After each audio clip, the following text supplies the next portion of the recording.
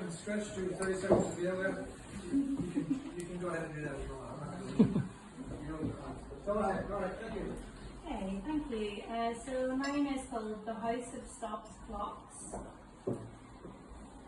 Nobody's ever going to restart these, are they? She thought. Dust gatherers instead of time tellers. That's all she could think every time she trundled, or sometimes sprang, up and down the 3 staircases between her room and the ground floor at the Haven. The name of the Victorian townhouse remained apt well into the 21st century, like a self-fulfilling prophecy. It had conditions, not entirely legal ones at that. But for now she was somewhat safe and somewhat stable, apart from the emails asking when she was leaving. And while she missed the last ring of summer heat, the park opposite was less noisy with the autumn school term in full swing. The clocks. Everywhere she went in the house, all the stopped clocks. She wanted to replace their batteries. Did they even run on batteries? They were so giant and imposing, she was scared to try taking them off the walls. If they were smaller, she would ease them off to see how they ran, and she'd get the right batteries to get them going. They oversaw the hallway and landings, and there was one hanging high in all 7 rooms.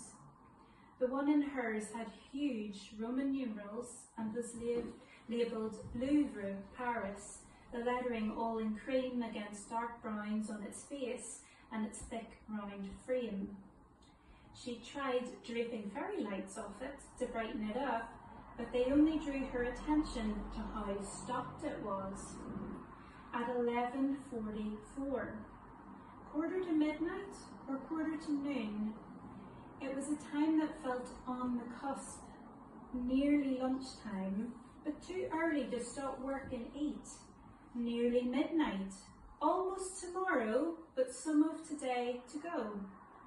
She wills the hands to move. It had taken her until week 4 of staying at the Haven, not really living there, to stop glancing at her room clock, expecting it to inform her of what part of the day she had made it to this time. If she was cleverer, she mused, she'd write a poem called Start All the Clocks, and then she'd think about how little it would have to do with the W.H. Auden poem, the title reference, that she hadn't read in perhaps 20 years. Then again, a breakup is its own form of bereavement, she told herself in cold comfort. But what she really wanted to do was actually to start all the clocks. Why write about them, these non-functioning, functional turned morbidly decorative objects, instead of getting them going? She considered asking her landlady, but the more she learned about her, the more she wished to keep her curiosities to herself and remain off her radar. And what if they did all restart? Restart as if they had never worked? Could any of them bear the ticking? There were ticking clocks throughout the downstairs of her partner's house, and before she fled, she was all too aware of them counting down her life at the same time as also counting it up.